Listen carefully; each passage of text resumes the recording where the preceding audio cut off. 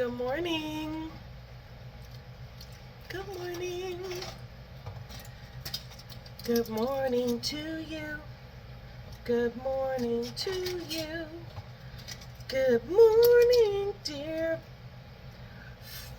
family, friends and family. Good morning to you. Oops, and many more. Good morning.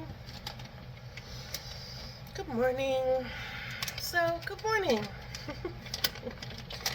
I wanted to talk really fast while I make my green drink. Oops. About purpose. Purpose, passion, vision, joy. Yeah, all the stuff, right? And I have had this epiphany over the last couple of days. I watch and listen to a influencer person. He's an entrepreneur, businessman. His name, Josephine. It's not Josephine. Lie down. All the way. Thank you. She's not trustworthy. It's Bedros Keuilian, whatever. And one of the things he always says is that success and all that comes down to self-mastery first. And I've listened to him and I'm like, yeah. But I really have come to believe that that's 100% true. Let me explain. If you, and this is hard for women, I think.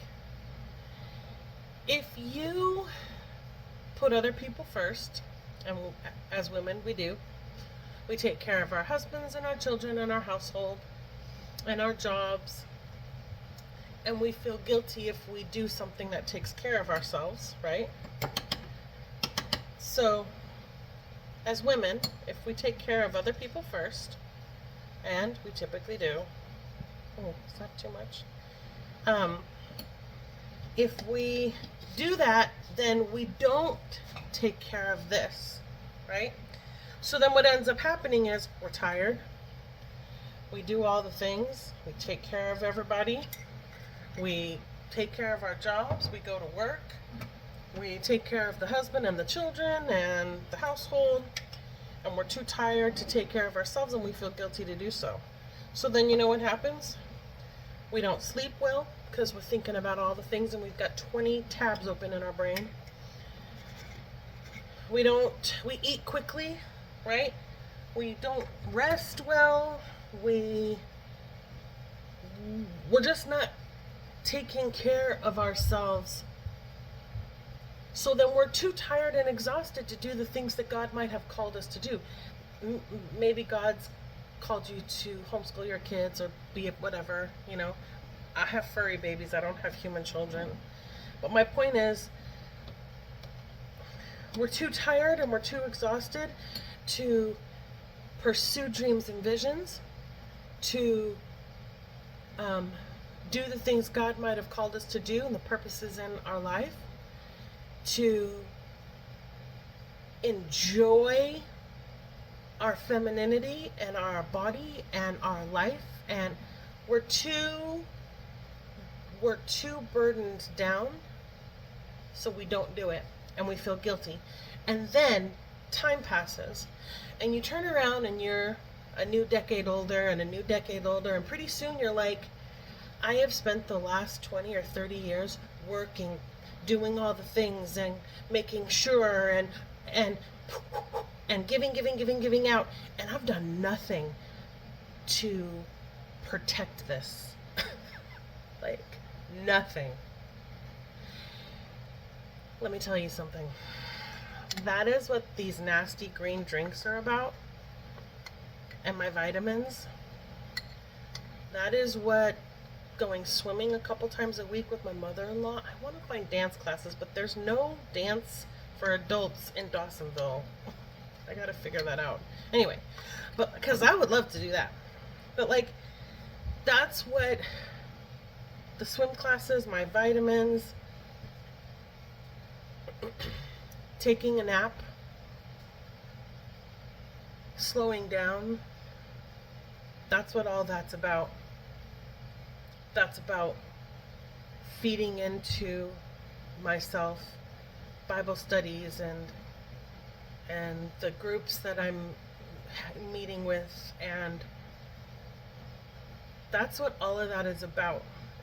Is if I don't lock down some self-mastery, then I'm not going to have the energy and the mental capacity, because I've got anxiety and depression and things, and I'm not going to have what I need to have to energetically, spiritually, mentally, physically be able to do the things and the purposes that God has for me, because I would have already given it to everything else.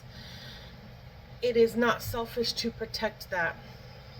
It's not selfish to get your nails done or take an extra nap or take care of yourself. Women are the softer, weaker vessel. Not because we're weak. I'm talking about just because we're strong. I mean, we do things and carry things, no offense to men, they could never do. But they do things and carry things we could never do. We're made differently. You're allowed to be a woman. You're allowed to be soft. And you're allowed to protect that. And you should protect it. You cannot wait around for other people to force you to protect taking care of yourself. Because that responsibility is yours. You know, it's yours. No matter what people think, no matter if, it doesn't matter. Like, and if you don't have a partner that's helping you protect it, I don't care. You do it. You do it. Because girl, listen, 10 years is going to pass, 20 years is going to pass, and you're going to be resentful that you never took the reins to live peacefully, to live your life. As a woman, you're going to regret that. I promise you that you will. So, that's what I'm doing. And my husband is great. He's like, you know, he's trying to figure things out, and he's taking care of us, because I've always worked so hard. And he has too, but I mean, he's like he's letting me care for myself. And be responsible. But like, if I buy a new bathing suit top and he's like, yeah, yay, you know, I mean, when I lost my job, I was like, man, God said no. I applied for all kinds of things, and God was like, no. You've already done that for a lot of years. You've worn the hats and the burdens for decades. You're going to put that down. You're going to take a nap. You're going to slow down. And you're going to let me fill you back up. That's hard. Ooh, that's hard. But that's what I'm doing. I'm going to be a milestone birthday this year. And so I was like, you know, as I go into this milestone birthday, I'm going to change how I care for myself. I should have done this, you know, in my 20s. I should have already been doing this. But I didn't, because I thought that I had all the time in the world. And I got cancer, to be fair, the end of my 20s, and I had lots of health problems. I mean, so to be fair, I did spend a lot of time just trying to survive. Oh, I mean, it's better with the orange stuff in it. Ugh. Anyway, my point is,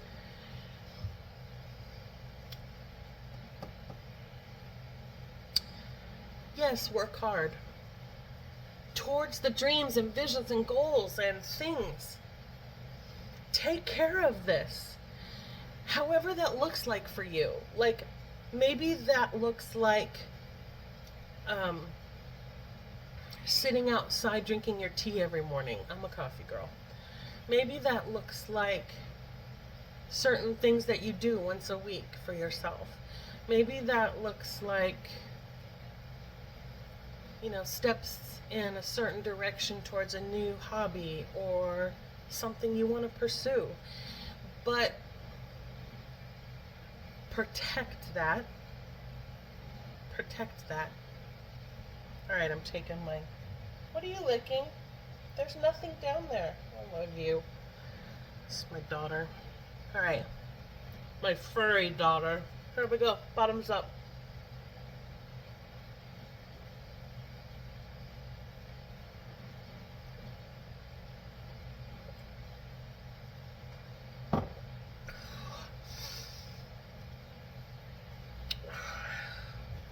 Ooh, I could taste the cayenne in that. So, it is better with the orange in it. It's still gross. Anyway. I love you like a crazy person. I just want you to know the Lord and the fullness and abundance of peace and joy and purpose and wonder and prosperity. I'm not talking about like money, although yes, be successful, start the business, be an entrepreneur, build a legacy for your family. It's good. Do it. I'm talking about the abundance of life that He has for us.